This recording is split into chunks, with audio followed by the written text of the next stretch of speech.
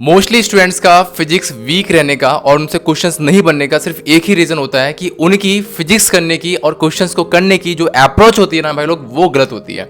ठीक है, उसके रिगार्डिंग ही आज मैं आपको बात करने वाला हूँ, पूरा एक्सप्लेन करने वाला हूँ अच्छे से कि क्वेश्चंस हमसे बेसिकली बनते क्यों नहीं है। ठीक है, पहले तो हम अच्छे से नोट्स कर लेते हैं, नोट्स करने के बाद भी जब क्वेश्चन प्रैक्टिस करते हैं तो बन जाते हैं, लेकिन जब टेस्ट में क्वेश्चन आते हैं तो वो हमसे क्वेश्चन होते नहीं है।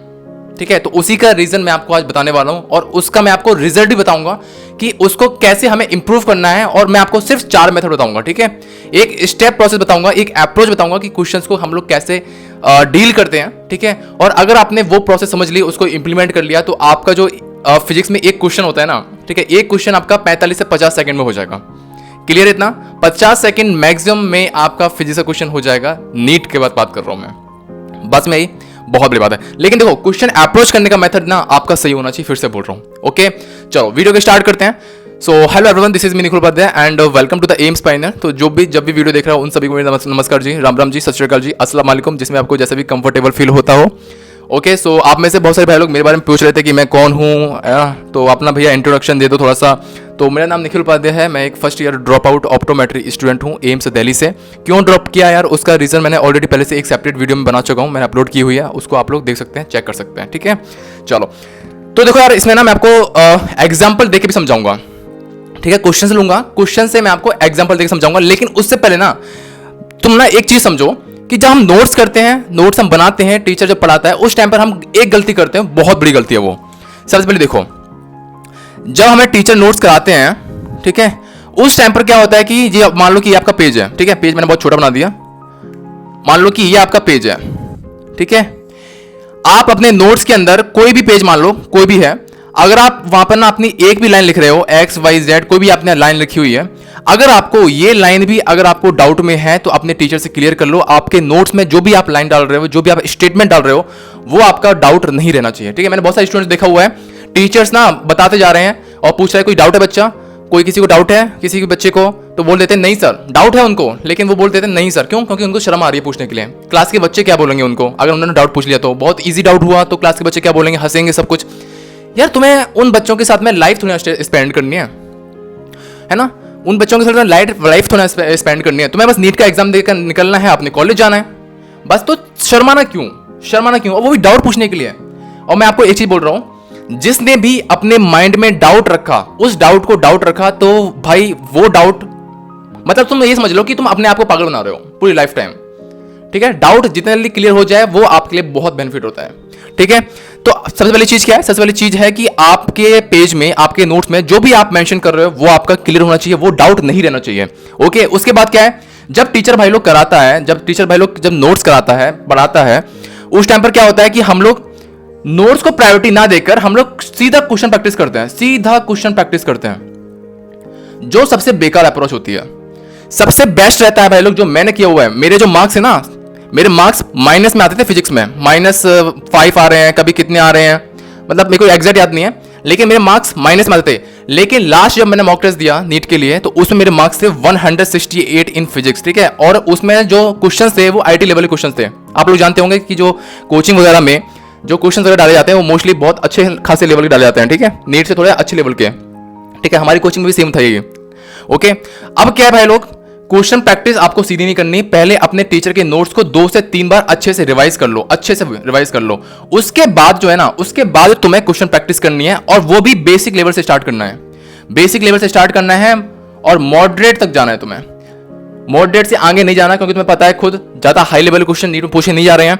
2021 का देख लो, 2021 के नीट में 35 से 36 क्वेश्चन ऐसे हैं जो डायरेक्ट फॉर्मुला बेस्ड हैं, डायरेक्ट फॉर्मुला बेस्ड हैं।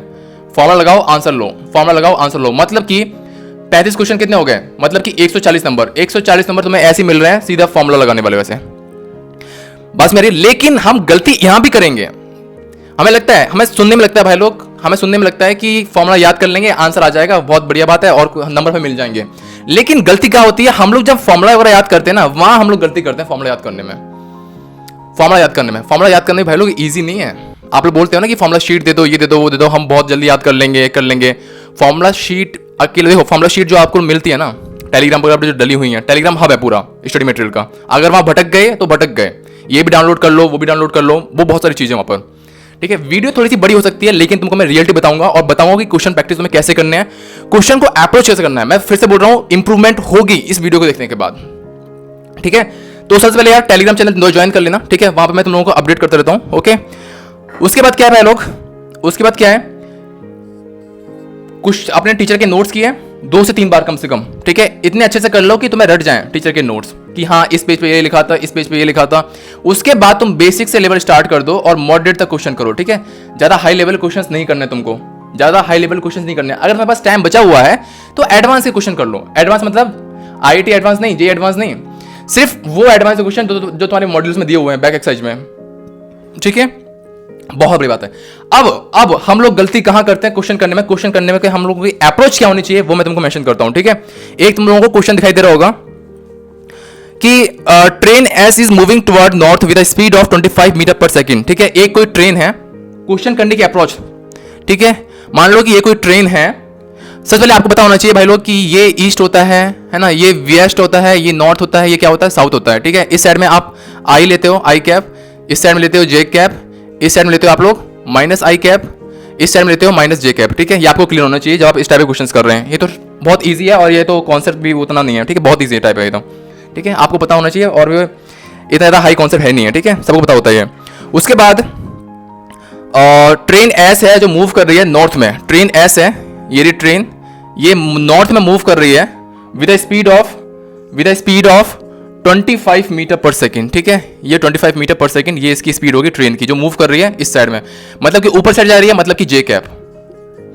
अब क्या है, monkey is moving with a speed of 5 metre per second on the roof of train against its motion. अगर ये आगे जा रही है तो ये क्या हो रहा है, नीचे आ रहा होगा, मतलब कि इस साइड में अगेंस्ट इट्स मोशन ये मंकी की स्पीड हो जाएगी, कितनी हो जाएगी, 5 metre per second, 5 metre per second. लेकिन भाई लोग माइनस जे कैप, उसने बोला है ना अगेंस्ट इट्स मोशन। समझो मैं आपको अप्रोच बताऊंगा अभी, अप्रोच बताऊंगा। उसके बाद the speed of the monkey as seen by the observer on the ground, मतलब से आपको पूछा गया है speed of monkey with respect to the ground, ये आपसे पूछा गया है। क्लियर है, क्या पूछा है आपसे पूछा गया है मंकी की speed with respect to the ground. अब ना यहां पर एक चीज सोचो, मैंने क्या किया, मैंने सबसे पहले क्वेश्चन पढ़ा,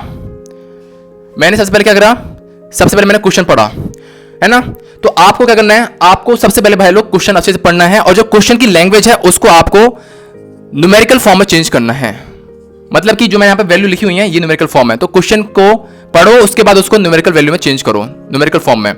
सेकंड चीज मैंने क्या की, पहले तो ये कर लिया मैंने, न्यूमेरिकल वैल्यू में चेंज कर लिया। उसके बाद अब आप फॉर्मूला देखो, फॉर्मूला से पहले आप देखेंगे कॉन्सेप्ट, इसमें कॉन्सेप्ट क्या लग रहा है, तो कॉन्सेप्ट समझ गए, ये माइनस जे कैप, ठीक है, ये कॉन्सेप्ट हो गया आपका। अब देखो थर्ड चीज वो है आपके फॉर्मूला क्या लगेगा इसमें, तो आपसे पूछा गया है मंकी की speed with respect to the ground और आपको ट्रेन की स्पीड दी हुई है और आपको मंकी की स्पीड दी हुई है। तो यहां से भाई लोग आपने पढ़ा होगा वेलोसिटी ऑफ मंकी या speed of monkey with respect to the train is to कितना होता है, speed of monkey minus speed of train, हाँ है ना। और जब भी कोई वेलोसिटी नहीं दी जाती है किसी के रेस्पेक्ट में तो आप उसको हमेशा मानते हैं ग्राउंड के रेस्पेक्ट में। इतना क्लियर हो गया। अब यहां से देखो आपसे पूछा गया VMG मंकी की speed with respect to the train, तो VMG कितना हो जाएगा यहां से भाई लोग, VMG हो जाएगा -5 जे कैप, है ना, प्लस 25 जे कैप। तो यहां से कितना आ गया, यहां से आ गया तुम्हारा 25 और -5 कितना हो जाएगा 20 जे कैप, ठीक है, 20 जे कैप। ये किसकी स्पीड है, ये मंकी की स्पीड है with respect to the ground, मतलब कि जो ग्राउंड पर एक ऑब्जर्वर खड़ा होगा ना उसको मंकी की स्पीड कैसे दिखाई दे रही होगी, 20 जे कैप दिखाई दे रही होगी, मतलब कि इस साइड में ट्रेन की साइड में दिखाई दे रही होगी, ठीक है। तो फोर्थ चीज क्या थी, मेरे को फॉर्मूला पता पड़ गया था। अब मैंने क्या किया, मैंने अटैक कर दिया रिक्वायरमेंट पर, जो रिक्वायरमेंट थी उसके ऊपर मैंने अटैक कर दिया, ठीक है। ये आपके 4 प्रोसेस हैं भाई लोग, ये 4 प्रोसेस बहुत इंपॉर्टेंट है, ये 4 प्रोसेस भाई लोग आपके बहुत इंपॉर्टेंट है। सबसे पहला चीज जो है आपकी वो है आपका न्यूमेरिकल वैल्यू में चेंज करो, मतलब कि जो आपको क्वेश्चन जो लैंग्वेज दी होती है ना उसको आप लोग न्यूमेरिकल फॉर्म में चेंज करो, जो आपको दिया हुआ डेटा वगैरह दिया हुआ है, ठीक है। आप यहां पे बोल सकते हैं कि जो डेटा दिया हुआ है उसको आप लोग मेंशन कर लो। सेकंड चीज क्या है, सेकंड चीज कॉन्सेप्ट देखो, कॉन्सेप्ट क्या लग रहा है ना, तो कॉन्सेप्ट मैंने ट्रेन का बता दिया आपको। उसके बाद फॉर्मूला देखो, फॉर्मूला कौन सा लगेगा इसमें। उसके बाद आप देखो कि अटैक, ठीक है, जो रिक्वायरमेंट हो उस पर आप लोग क्या कर दो, अटैक कर दो। ये सारी चीजें हैं भाई लोग जो बहुत इंपॉर्टेंट है। क्लियर हो गई। सबसे पहली चीज भाई लोग, जो इलेक्ट्रिक फ्लक्स होता है ना, इलेक्ट्रिक फ्लक्स इक्वल टू होता है भाई लोग ई डॉट ए, है ना, डॉट प्रोडक्ट हटाओगे तो क्या बन जाएगा, ई ए कॉस थीटा। अब आपको पता है यहाँ पर दिखाई दे रहा है कि जो इलेक्ट्रिक फ्लक्स है भाई लोग वो डिपेंड कर रहा है इलेक्ट्रिक फील्ड पर और एरिया पर डिपेंड कर रहा है और एंगल पर डिपेंड कर रहा है ना, लेकिन ये बात नहीं है। इलेक्ट्रिक फ्लक्स जो है वो सिर्फ और सिर्फ चार्ज पर डिपेंड करेगा यहाँ पर, ठीक है। इलेक्ट्रिक फ्लक्स सिर्फ चार्ज पर डिपेंड करेगा, अगर चार्ज सेम होगा तो इलेक्ट्रिक फ्लक्स सेम होगा। यहाँ पर इलेक्ट्रिक फील्ड और एरिया पर कोई डिपेंड ही नहीं कर रहा, क्लियर है, सिर्फ चार्ज पर डिपेंड कर रहा है। और हम ना यहाँ पर जो एरिया वेक्टर लेते हैं ना वो हम बहुत गलत लेते हैं। एरिया वेक्टर हम जो मन में दिया हुआ है वो क्वेश्चन में अगर दिया हुआ है तो हम ले लेते हैं, लेकिन वो गलत है।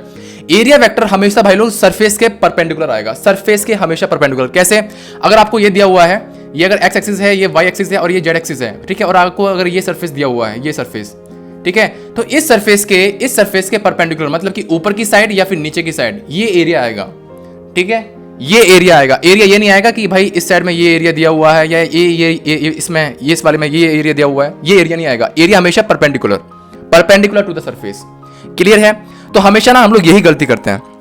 फॉर्मूला याद करो, फॉर्मूला याद करने के साथ साथ में उस फॉर्मूले का यूनिट क्या है और उस फॉर्मूले में उस टर्म का मतलब क्या है, ये दोनों चीजें आपको क्लियर होनी चाहिए बहुत अच्छे से। अदरवाइज फॉर्मूला याद करने का कोई मतलब ही नहीं है, ठीक है, सब कुछ वेस्ट है फिर। ओके, चलो मैं आपको ना एक लास्ट क्वेश्चन लेता हूं,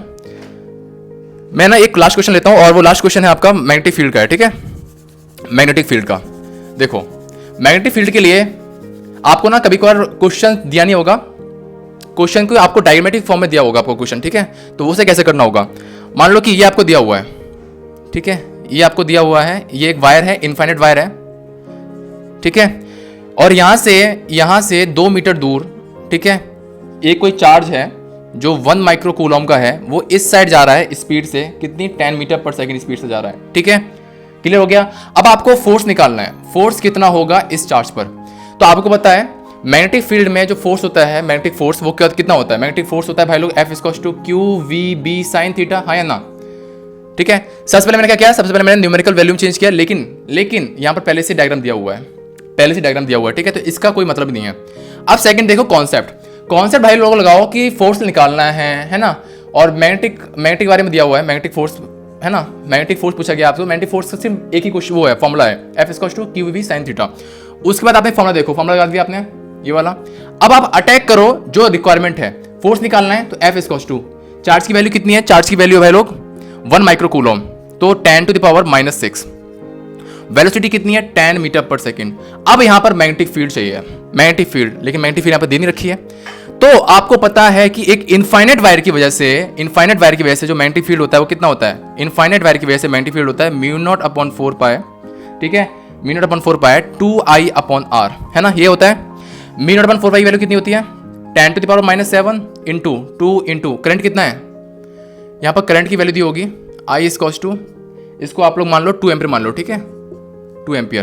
तो ये मान लो कि ये कितना हो गया 2 एम्पियर अपॉन R, डिस्टेंस कितना है, सेपरेशन कितना है 2 मीटर। तो यहाँ से वैल्यू आ गई इसकी मैग्नेटिक फील्ड की 2 × 10⁻⁻7, ठीक है। अब ये वाली वैल्यू मैग्नेटिक फील्ड की यहाँ पुट कर दो, तो कितना आ गया 2 × 10⁻⁷। अब एंगल क्या लोगे, फॉर्मूला तुमने याद किया हुआ है ना, उसमें तुमने टर्म देखा नहीं है तो तुम क्वेश्चन गलत कर दोगे। एंगल क्या लोगे, एंगल भाई लोग होता है मैग्नेटिक फील्ड और वेलोसिटी वेक्टर है उसके बीच का एंगल, ठीक है। तो सबसे पहले तुम्हें मैग्नेटिक फील्ड की डायरेक्शन निकालनी पड़ेगी। तो मैग्नेटिक फील्ड की डायरेक्शन निकालने के लिए क्या होता है, थंब को रखना है हमें करंट की डायरेक्शन में, और जहां हमें मैग्नेटिक फील्ड निकालना है वहां हमें अपनी फिंगर को प्रोजेक्ट करना है।